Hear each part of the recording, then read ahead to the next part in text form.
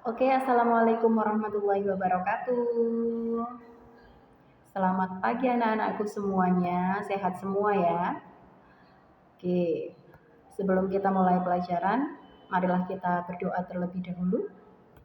Berdoa dimulai. Berdoa selesai.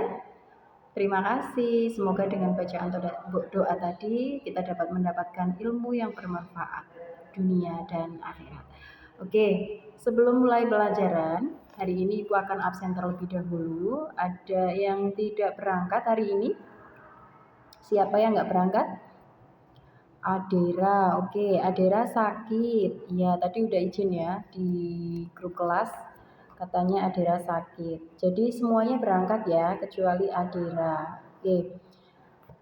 Semoga tetap semangat semuanya karena hari ini kita pelajaran matematika. Jadi memang harus ekstra ya. Semangat semuanya ya.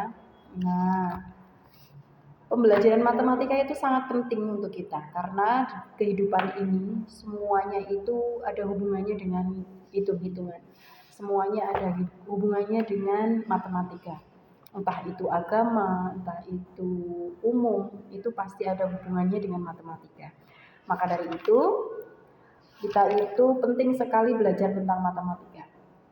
Oke anak-anak, hari ini kita akan belajar tentang komposisi fungsi dan fungsi inverse. Nah, apa sih tujuan pembelajaran kita mempelajari komposisi fungsi itu? Nah, pertama nanti kita bisa mengerti apa itu komposisi fungsi, kemudian kita dapat menentukan domain dan kodomain, kemudian kita dapat menjelaskan operasi aljabar fungsi, dan kita dapat menyelesaikan masalah-masalah yang berhubungan dengan komposisi fungsi. Nah, itu yang paling penting.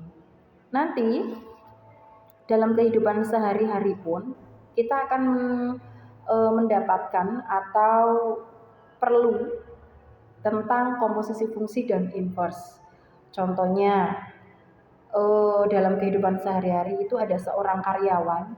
Nah, itu di bagian penjualan. Kemudian kita akan mendapatkan penghasilan dari penjualan tersebut. Nah, dari gaji pokok, ada bonus, ada modal, kemudian besarnya bonus itu tergantung apa? Nah, banyaknya barang yang terjual kah? Atau dari banyaknya karyawan kah? Nah, kita dapat menghitung.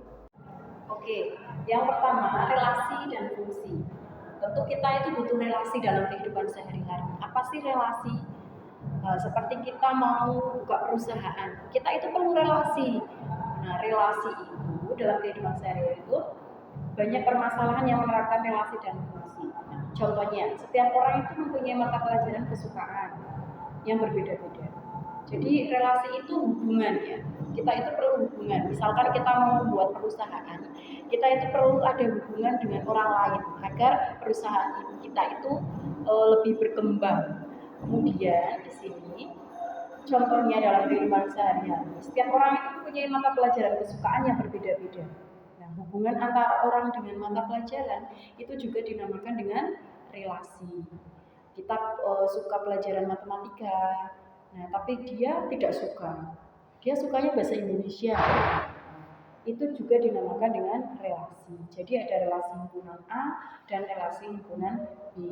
Kemudian yang kedua ada fungsi.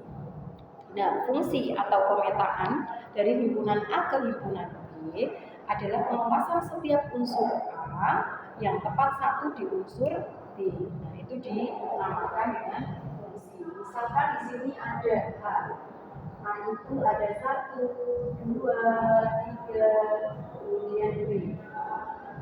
B itu misalkan ada A, B, C.